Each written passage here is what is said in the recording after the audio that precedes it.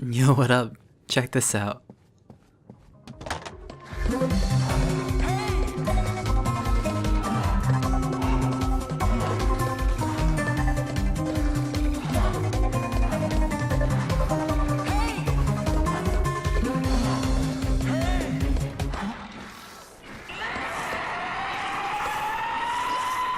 You've got to be kidding me. Okay, let's get started. This is gonna be the extra video that I promised, all about the notes, the personal files, the recordings, and the letter. So let's just jump right in. You've been on assignment for a week. How has it been? Observe and report, just like you ordered.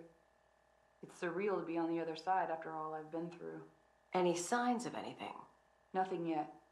I'm not about to be caught snooping around the classified room while I'm still on probation, so I can't get what they have on us. Just earn their trust. That's all you can do now. It'll take a while, but in the end, they will let you in. I didn't know all these police officers were characters, though. Guess the tough, hard-boiled detective stereotype is still going strong. Our reports on Oda are that he doesn't let things slide, so be extra careful around him. Will do. Though I can't imagine us getting along well. And Detective Castellanos. Anything you have to share on him? Seems drunk half the time, but at least he's considerate. Is he really the one people are concerned about? He seems almost harmless. He is known to get emotional. Just make sure to give him his space. Respect him. As your superior. Okay, like I said before, the way this agent talks, she sounds like she's Sebastian's wife. And I think I'm right about that. Pretty sure. Okay, so this one's gonna be right before Julie gets her assignment at KCPD. Well, here's where you'll be living. The view's pretty spectacular, huh? Holy shit. This is different than I'm used to. If you saw where I grew up. The past is over. You're with us now. Here are the keys. It's yours.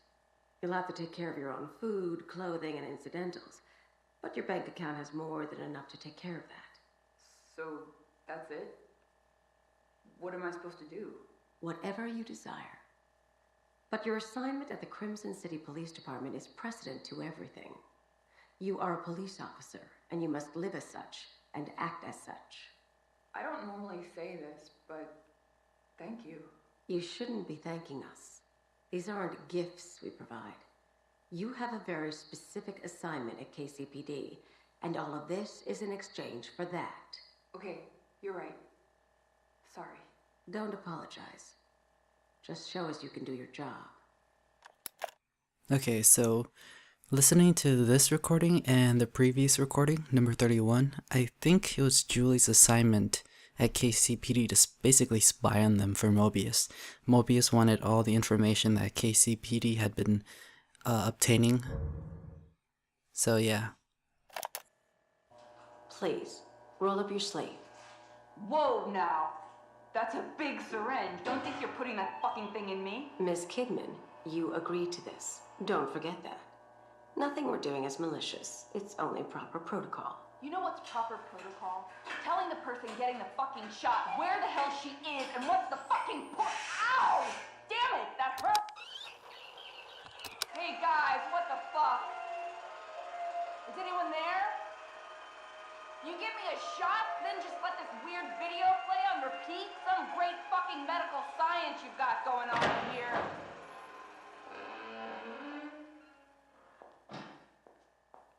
About damn time. Alright, can I go now? Not right now, Miss Kidman. How are you feeling? Any headaches? Nosebleeds, perhaps? What? No. But I do feel a little floaty. Almost like I'm underwater. That's consistent with the effects of the compound. We just have one last part of this test to partake in. Then you will be free to go. Sure. Go for it, I guess. Good. I will now ask you a series of questions. You will answer them while watching the images in front of you. You will not look away from the screen. Do you understand? Yes. Question number 1. Have you ever felt abandoned by the ones you trusted? Okay, so that warped music in the background, it's a weird warped version of Claire de Lune by Debussy, I think that was his name. His or her, don't know. I guess that's why that plays inside the Beacon Mental Hospital while we play Sebastian, but I don't know why it's that song in particular. I don't know the importance of it in terms of this game. But yeah, so those are the personnel files. Let's move on to the research documents. Here's the first. Despite our powerful benefactors, with this much collateral damage, it's only a matter of time before people start to take notice. KCPD has been dropping by a female officer. I don't remember her name. Regardless, the police are not something I should be involved with.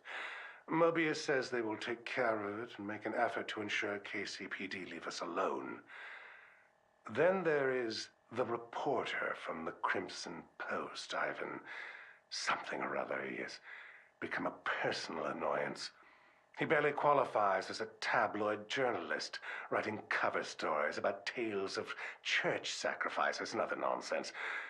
But now he's being persistent about the missing patients claim. I'll be damned if he is the man who brings Beacon down. It seems that Reuben could be useful for other forms of problem solving.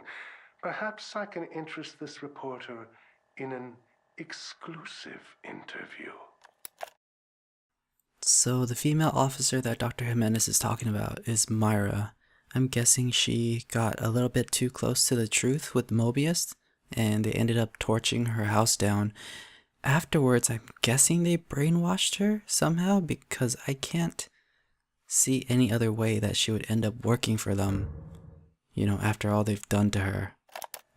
His demeanor has turned far too aggressive and his techniques even more perverse. Da Vinci would dissect corpses to further his anatomical studies, but what Reuben has done goes beyond. Demanding his subjects be aware as he dissects them to truly see how the mind reacts. He's more of a butcher than an artist. But we must remain scientists above all. I had taught him from a young age that the end shall justify the means, but I could not have predicted things to be this extreme. Mobius has learned of his involvement due to my carelessness. I've asked they bring him on board to assist in development.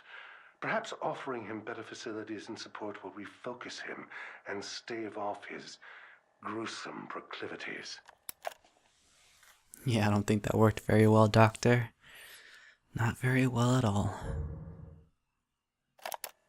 I saw what they have done to him, and I am appalled. To think the young boy I mentored is now this. A mass of gray matter in a glorified test tube. Could they have been planning this all along? And what have I become in all of this? They've managed to keep his mind alive by simulating an artificial body. His consciousness is being confined to a mental straitjacket, a gear in their infernal machine. They have even stricken his name and humanity, referring to him by an anagram, Ruvik. A crude joke, as if spitting on his grave. I almost felt the urge to smash the case and end it right there. But my anger was quickly replaced by scientific curiosity. Reuben's legacy will live on. I will spearhead the next step. I will create something of my own out of this tragedy. So that anagram, Ruvik, I think is just a combination of the first syllables in his first and last name. Ruben Victoriano Ruvik. I don't know, makes sense. Reuben's experimentation has demanded more and more subjects, and sad to say, they're suffering as much as, if not more than, his previous patients. Fortunately, Beacon and the city offer no shortage of expendable subjects. I should feel guiltier than I do, but my Hippocratic oath was abandoned long ago. The scientific and medical potential of the work is too great to be denied.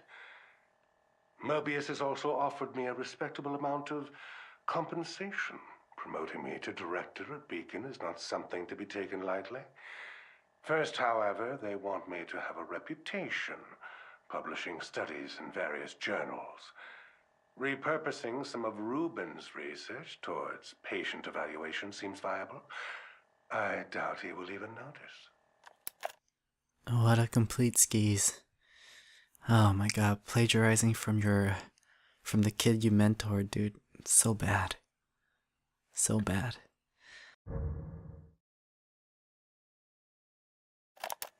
After surviving the fire incident and subsequent abuse from his parents, it's a miracle Reuben can function at all.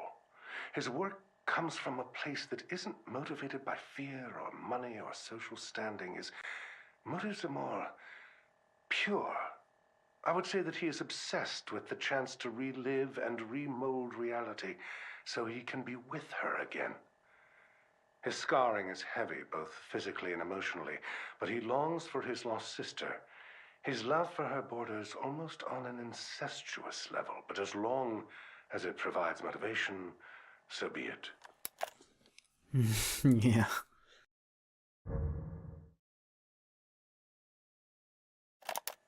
I revisited the Victoriano estate yesterday. It's a vestige, a mere husk of what was bound to be such a home of promise.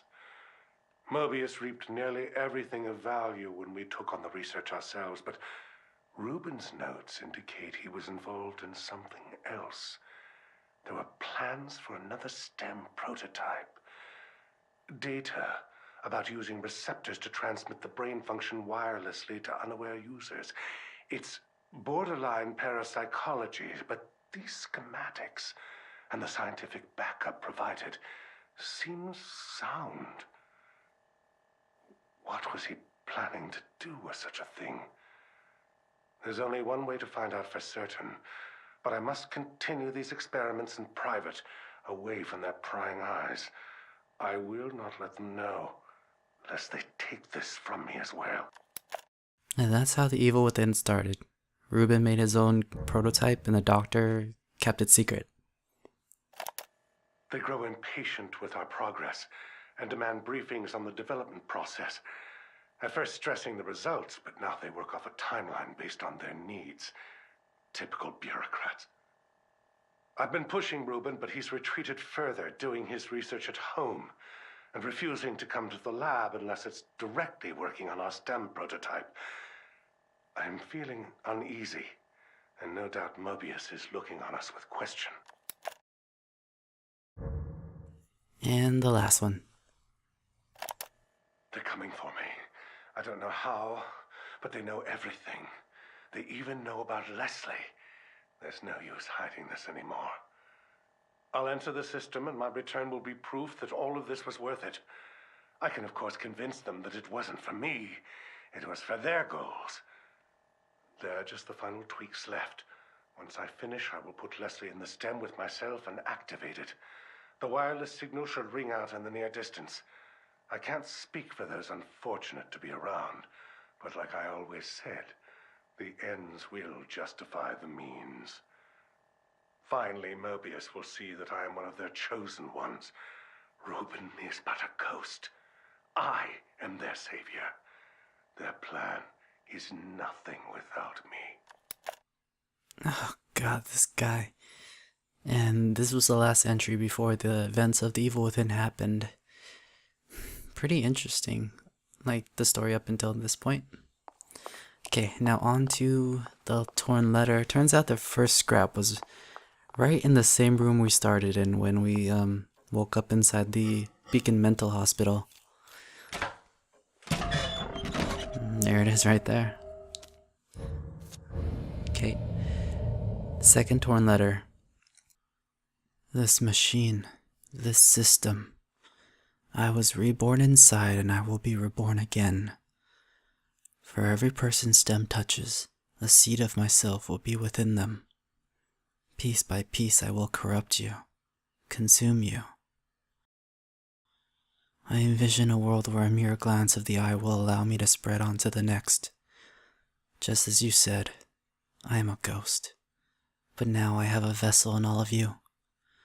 The man from Mobius. He entered here lusting for some sort of power long ago.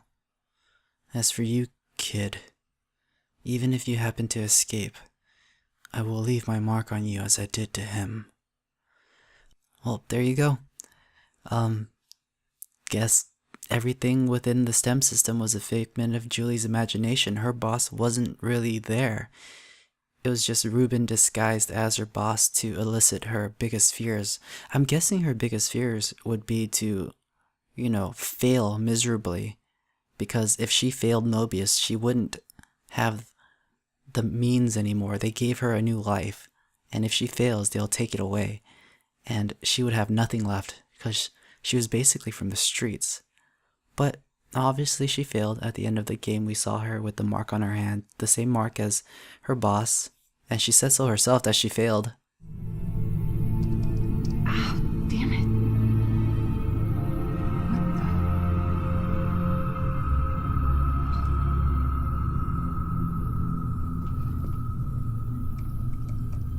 They were right. I failed.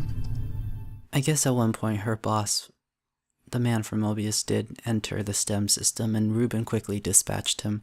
That's probably the only way he was able to take his shape in the first place. It's all very interesting, I think. But yeah, I don't know what that means for the future. I don't, the note said that he will slowly consume the people that are his vessels. Will Julie slowly be consumed? Will she continue to live her life? Also, one more thing is, during the events of the game, she was really worried about her insubordination. But at the end of the game, we see that the people from Mobius were taking her orders as if they never knew about it. So the insubordination was all inside her mind anyway. Anyway, let's before the video's over, I wanted to show you guys two little cool, I guess, Easter eggs. The first one's right here. Fuck.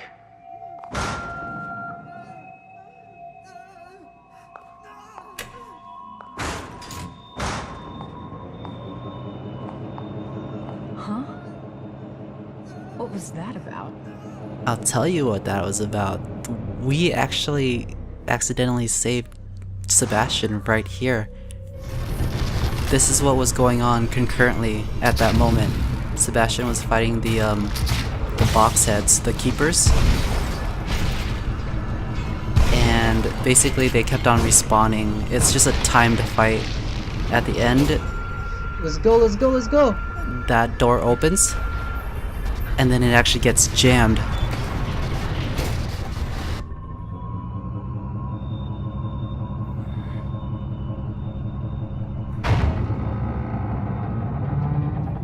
God damn it.